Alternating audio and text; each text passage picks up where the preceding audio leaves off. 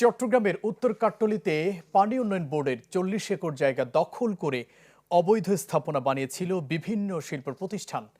এখন সেসব স্থাপনা উচ্ছেদ শুরু করেছে সংস্থাটি। প্রথম দিনে উদ্ধার করা হয় 1/3 ভূমি। কোথাও গড়ে তোলা হয় ট্রাক টার্মিনাল, আবার কোথাও মিনি স্টেডিয়াম। চট্টগ্রামের উত্তর কাট্টলী পোর্ট লিং রোডের পাশে একরের পর একর জায়গা দখল করে গড়ে তোলা হয় এসব স্থাপনা।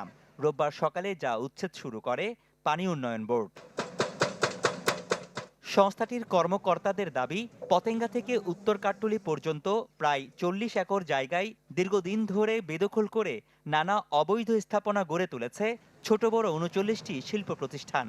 আছে অনেক প্রভাবশালী ব্যক্তির ব্যবসায়িক স্থাপনা। টাকার অঙ্কে বেহাত হওয়া এসব জমির মূল্য প্রায় ৩০০ কোটি টাকা। বাঁধ নির্মাণের পর কিছু জায়গা অব্যবহৃত ছিল, সেই সুযোগে বেশ কিছু প্রভাবশালী লোকজন বিভিন্ন সময় এগুলো ভোগ দখল করে আসছে। তো এর মধ্যে আমরা ৩৯ জন ভোগ দখলকারী ইন্ডাস্ট্রিকে চিহ্নিত করেছি। তাদের অধীনে প্রায় ৩২ একর জমি দখল আছে এবং বিভিন্ন ছোট স্থাপনা সহ মোট ৪০ একর জমি অবৈধ ভোগ দখল করে আসছে। তবে সংস্থাটি থেকে বৈধভাবে লিজ নেয়ার দাবি করেন কেউ কেউ। ধর্মীয় প্রতিষ্ঠান বানিয়ে দোকান ভাড়া দিয়েছে অনেকে, আবার না জেনে দখলদারদের কাছ থেকেও ভাড়া নিয়েছে অনেক প্রতিষ্ঠান। কিন্তু উচ্ছেদ অভিযান হওয়ায় মালামাল নিয়ে বিপাকে পড়েছেন তারা। বলে অবৈধ বলছে, আসলে এটা হয় না।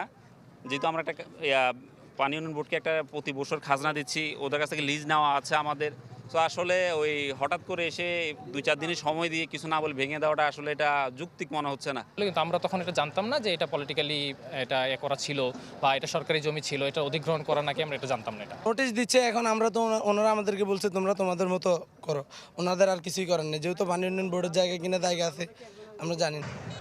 তবে উচ্ছেদ করা এসব জায়গা যেন নতুন করে লিজের নামে অন্য কোনো পক্ষকে না দিয়ে যেন জনস্বার্থে ব্যবহার করা হয়, সেই দাবি জানান স্থানীয়রা। উচ্ছেদ হচ্ছে তো ভালো হচ্ছে, কারণ যদি পানি উন্নয়ন বোর্ডে কোনো কাজ করে, ভালো কাজ করে, সবার জন্য তো ভালো জিনিসটা। বাইরের যেহেতু লোক একেরা দখল করতে না পারে, এটা আর কি আমাদের এই বহির্গত কোনো লোক যাতে সরকারি স্থাপনা করে জায়গা করে দখল না করতে পারে। আমরা চাই এটা ওনারা জনগণের কাজে লাগাবে, জনগণ উপকৃত হবে, এখানে পানিতে ডুবে সে পানির পানিবদ্ধ থেকে মুক্ত হবে।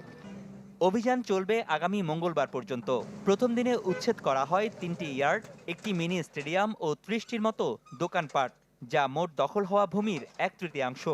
1970 সালে বেড়িবাঁধ নির্মাণ প্রকল্পে 117 একর ভূমি অধিগ্রহণ করে পানি উন্নয়ন বোর্ড। তারই অংশ বেদখল হওয়া এসব ভূমি। রনি দত্ত, চ্যানেল 24, চট্টগ্রাম।